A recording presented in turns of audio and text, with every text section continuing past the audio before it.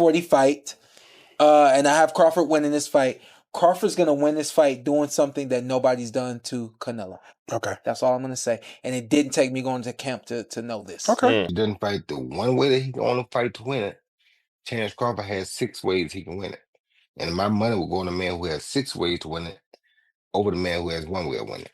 Going to be the same version of guy that's going to show up in September? No. I mean, Canelo, he didn't look as fit as he did his last fight. He looked listless. He looked like he didn't care. He didn't have the crowd behind him. Shawn Porter expresses strong confidence that Terence Crawford will defeat Canelo Alvarez. Porter believes Crawford's training is on another level and that he will bring a strategy and execution never before seen against Canelo. In his view, Crawford's speed, precision, and discipline will overwhelm the Mexican champion, leading to what he predicts could be a historic performance, one remembered as one of the most dominant victories in boxing history. Makes sense, though. If Crawford's going to win this fight, he'll surprise people in the fashion he does it in. Because a lot of people picking Crawford, they think foot speed and turn Canelo all night. And I'm like, nah, he's born victor? No, it's just he's definitely a lot better than the guys of the last couple of years who have tried to beat Canelo that way, Billy Joe, Caleb. But even though he's better than them, it didn't that game plan, it just didn't work. So it's not going to look like that if Crawford pulls this off. It's going to look different than that. Roy Jones Jr., one of the most respected voices in boxing, echoes this belief but focuses on versatility. Jones argues that Crawford possesses 6 different paths to victory, each rooted in his adaptability, ring IQ, and ability to make adjustments mid-fight. By contrast, Jones sees Canelo Alvarez as having only one clear route to win, through relentless pressure and punishing power shots. The Hall of Famer warns that if Canelo is not at his absolute best, Crawford's tactical variety will overwhelm him. Jones ultimately leans toward Crawford, noting that versatility often decides elite matchups when skill levels are close, but the strategic gap is wide. He can fight. He does have a chance, and I think he could be victorious. If he doesn't fight the one way that he can only fight to win it, Terence Crawford has 6 ways he can win it. And my money will go on the man who has 6 ways to win it over the man who has 1 way to win it. So you think Canelo has to kind of fight the perfect fight, right? If he don't, he's in trouble. If he does, he should be all good. Let's talk about the weight a little bit, right? Because we all know everything you accomplished as a heavyweight. What is Terence dealing with right now? I don't think Terence dealing with much of anything because Terence did like I did as a heavyweight. He bulked up to the weight. He's been dealing with super middles and light heavyweights in training. If you can deal with him in training, you can deal with him in the fight. So the weight should not even be an issue. Do you think Terence is that one fighter where he could accomplish what a lot of people are thinking is not doable? Is he that one fighter who's just wired and has that different DNA? He is, and not only to mention is he the guy that can, he's already done it. How many 2 or 3 division undisputed champions have we ever had besides Usyk is a 2 division undisputed champ? This dude is a 3 division undisputed champ already, and if he win this, he'll be a 4 division undisputed champ. We may never see that again. See, people don't like to celebrate the reality when it's happening. They'll wait till the person dead and they talk about it. This man is the only 3 division undisputed champion that boxing has ever had. And we're wondering, can he step up to a task? Really? Do you know who we're talking about? Comedian and fight enthusiast Aries Spears adds a historical perspective, pointing to decades of showdowns between top Mexican legends and elite African-American fighters. Spears notes that in many of these high-profile encounters, the black fighters often came out on top due to slick defense, counterpunching precision, and adaptability, styles that historically troubled aggressive, forward-pressing Mexican fighters. While Spears acknowledges that Canelo is among the most complete champions of his era, he frames this bout as another chapter in that long-standing cultural and stylistic rivalry, where speed, defense, and ring craft may once again hold the edge. You take a top-notch Hispanic fighter, put him against the top-notch black fighter, the black dude usually edges him out. And I'm not trying to be disrespectful to the Latino fighters, because look at the greats. De La Hoya, motherfucking Roberto Duran, Arguello, Felix Trinidad, what's my man's name? Chavez. Mhm. So there have been legends, but 9 times out of 10, when the top Mexican legend takes on the top black legend, the black dude wins. Boxing and basketball is just something that niggas just, we got that wop wop that just, we edge you out. We edge you out. Duran lost to Hagler. He got knocked out so viciously by Hearns. Rumor is he's still waking up today. He lost he did the no mas with Leonard. Yeah, no, I've been hanging out with Sugar Ray Leonard recently. We talked De about La that whole Hoya situation. lost to Floyd. He lost to Bernard. He lost to Sugar Shane Mosley. Usually the black fighters edge out the Latinos when it come down to it. So basically you're saying Crawford's going to win because he's black. I'm saying he's going to win because he's got skills. But that black component, that's that extra juice. That's that extra juice? I mean, look. It's like the Batmobile when it's going fast, and then he hits the nitro button, and the flame shoots out of the back of the car and takes it to another level. Black dudes have the nitro switch. Veteran boxing journalist Dan Rafael emphasizes Crawford's mental game. He highlights how the undefeated champion not only understands the danger Canelo poses, but embraces it. Rafael notes that Crawford thrives under pressure, using big moments to sharpen his focus and elevate his preparation rather than being overwhelmed. This mindset, he argues, could prove decisive. By entering the ring calm, calculated, and prepared for every possible scenario, Crawford ensures that the occasion will not rattle him, a factor that often separates champions from legends. Whatever. I was really excited that Terence Crawford, when we were going through some of the historical things that could take place if he wins this fight, what they would mean. And at the end of that part of the conversation, he says, there's a lot riding on this fight. Like, he knows it. I don't think he feels pressure from it. I think he embraces that. But I like to hear that the fighter understands the magnitude of this fight and embraces that and realizes, like the general public that follows boxing or the media, that this is a bigger deal than your average fight, and that he is keenly aware of that. So I love that. He was very, very well spoken, and we discussed a lot of different topics, and I think people will get a kick out of it. It's on our podcast feed. It'll be up on the YouTube channel, and I hope people check it out. Sticking with Crawford, because I've spoken to a few guys in his team, and there seems to be this mindset where they really, really believe they're going to win this fight, and obviously every fighter that goes into any fight will believe they win this fight. But do you get that impression that they're in no doubt that this goes their way, and it's a case of just turning up for a payday? Oh, absolutely. Terence Crawford has never been the kind of fighter that's just looking to take a fight to get paid. Yeah, he's going to get paid a whole ton of money, and so is Canelo Alvarez. But, you know, if you follow Terence Crawford, if you've watched the way he fights, watched the way he conducts himself, know him at all, even just a little bit, I can't claim to be like best buddies with him, but I got a pretty good feel for Crawford, having been around him so many times for all these fights he's had. There is 0.000% chance that he is coming into this fight with anything other than victory in mind. I mean, he really believes that this is his moment to shine and create a huge addition to what's already a tremendous boxing legacy. Besides just the money, I mean, Terence Crawford can take a fight against anybody, make a good amount of money. And so while that's important, of course. This bout is being built as one of the most significant challenges of Crawford's career. For him, Canelo represents arguably the best opponent he has ever faced. But for Alvarez, the stakes are even higher.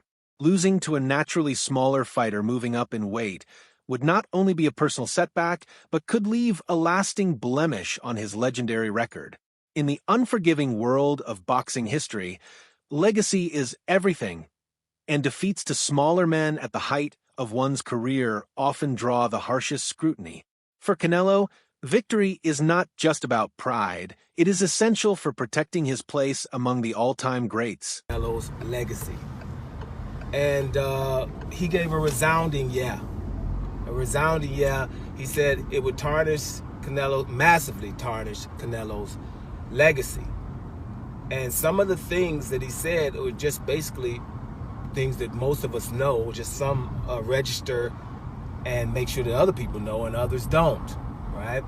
But it would tarnish his legacy, and for the obvious reasons. One is, we know that the guy's older. Crawford's older. He's going to be 38 years old here, right? So he's an older fighter. He's an inactive fighter, right? And most of the time, these are things that, make people say that people are going to lose. Man, he's inactive. So he's pretty inactive, hasn't fought in a year, hasn't fought more than once a year.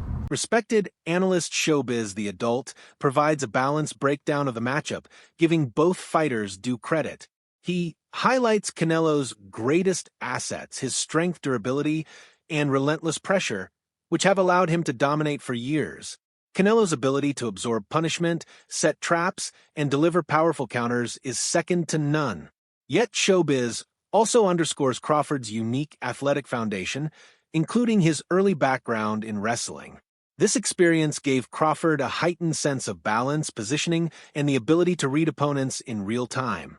Combined with his boxing IQ, Showbiz argues this rare blend of athletic pedigree and intelligence could be Crawford's ultimate weapon. Canelo uses his legs, he uses his core, and then his neck itself to lift up Bivol like Bivol was a featherweight. That is a huge representation of how strong Canelo is. When you look at his workouts, you can tell why he was able to do that. All these damn neck exercises that I wouldn't dare do. Okay, that stuff looks painful. The squatting and all that stuff that he's doing is exactly why Canelo Alvarez, honestly, is a strong fighter. He tried to do it again with William Skull. William Skull shook out of it, but he is a bull. Listen, Terence Bud Crawford is strong. He is, okay? And he understands leverage, and he understands those things because he wrestled. Honestly, very true. But Saul Canelo Alvarez is also extremely strong. Now, let me know how you feel in the comments below. Former world champion Chris Algieri pushed back on the notion that Canelo's recent performance against John Ryder is an accurate measure of what he will bring against Crawford. Algieri argued that Canelo has a proven track record of elevating his game when the stakes are highest.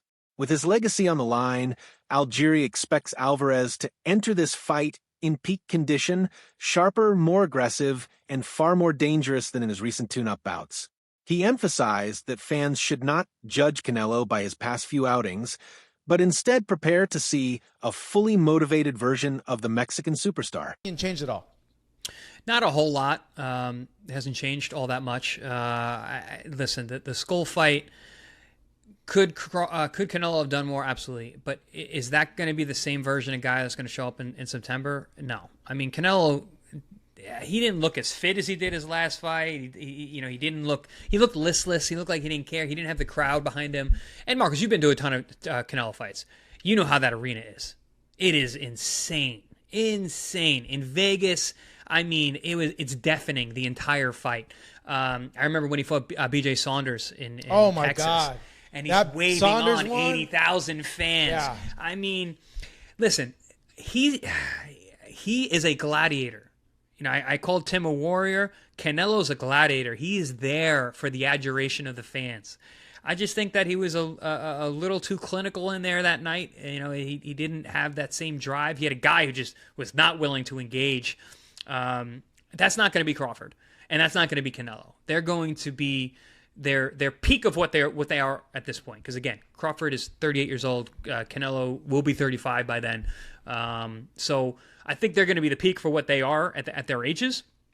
But it's easy to go, wow, what have you done for me lately? That's usually how everyone kind of sees everything. So, but I think it's good. I think it makes the fight more enticing if a lot of people are thinking that Crawford can win. And don't get me wrong, Crawford can absolutely win the fight. I'm not saying he can't win the fight.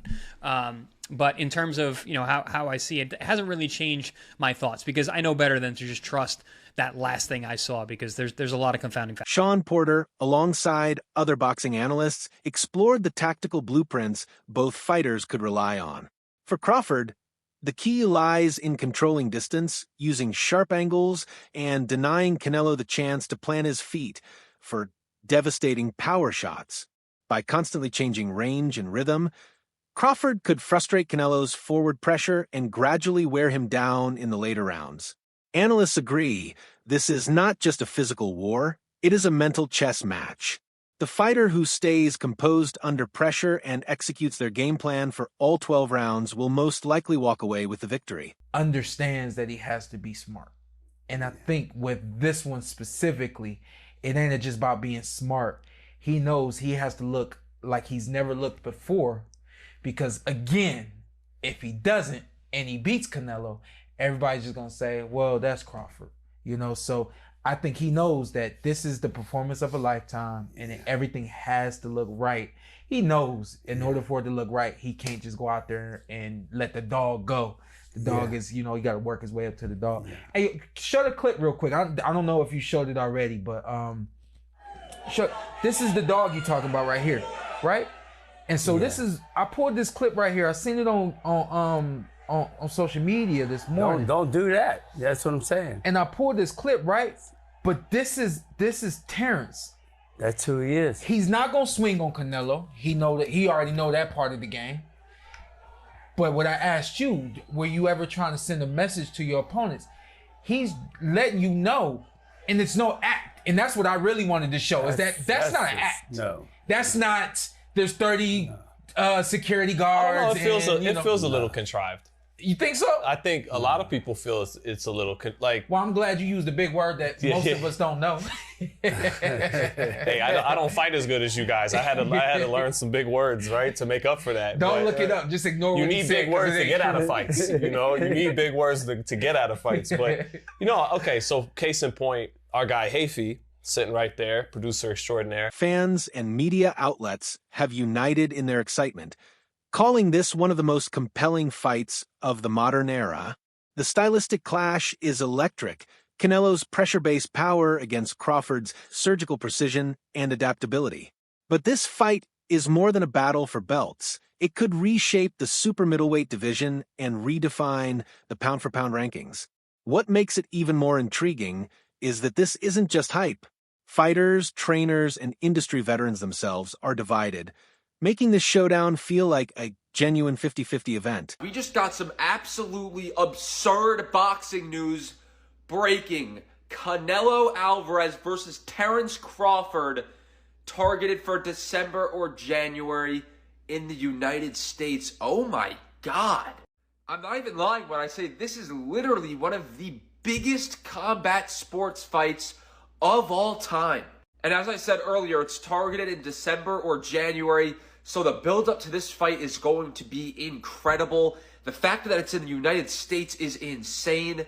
Saudi Arabia has low-key saved boxing. This is an absolutely mega fight. I was not expecting this at 1 in the afternoon, but here we are. Terence Crawford, Canelo Alvarez, targeted for December/January in the United States. Crazy, crazy, crazy, crazy. Let me know what you guys think in the comments, and click that follow button for more combat sports videos. Wow. Boxing legend Shane Mosley Wade, in drawing parallels between Crawford's style and the qualities needed to overcome bigger opponents. Mosley argued that even if Errol Spence Jr. had been at his very best in their fight, Crawford's adaptability and ring IQ would still have carried him to victory. He pointed to Crawford's masterclass against Spence, where he dictated range, landed with surgical accuracy, and dismantled an elite champion, as proof that size alone will not trouble him. Mosley believes these attributes will carry into the Canelo fight, giving Crawford every chance to upset the odds, even against a naturally larger opponent. Still, some critics question whether Canelo has lost the explosive bursts that defined his earlier career, which could tilt the edge further toward Crawford. He's ready. Right when I seen that, I said Crawford wins. His movement, everything he wins. It doesn't matter if Spence was not strong or strong. He had more of the stuff to win that fight. And Crawford is a game player. He's gonna come. He coming to win. You know what I'm saying? So, yeah, I still say Crawford anyway, but I feel bad that we didn't see the true Spence fight Crawford, if that makes any sense. At 35 years old and with a long, grueling fight history, Canelo's output has noticeably slowed in recent bouts. This, many argue, could open the door for Crawford to dictate pace and rhythm. However, others caution that Canelo's sheer size and natural strength advantage remain dangerous weapons. Even Crawford's strongest supporters admit that moving up in weight carries real risks, and any defensive lapse could cost him dearly. This fight is a high-stakes gamble, a pure test of whether skill, speed, and adaptability can overcome raw size, power, and experience.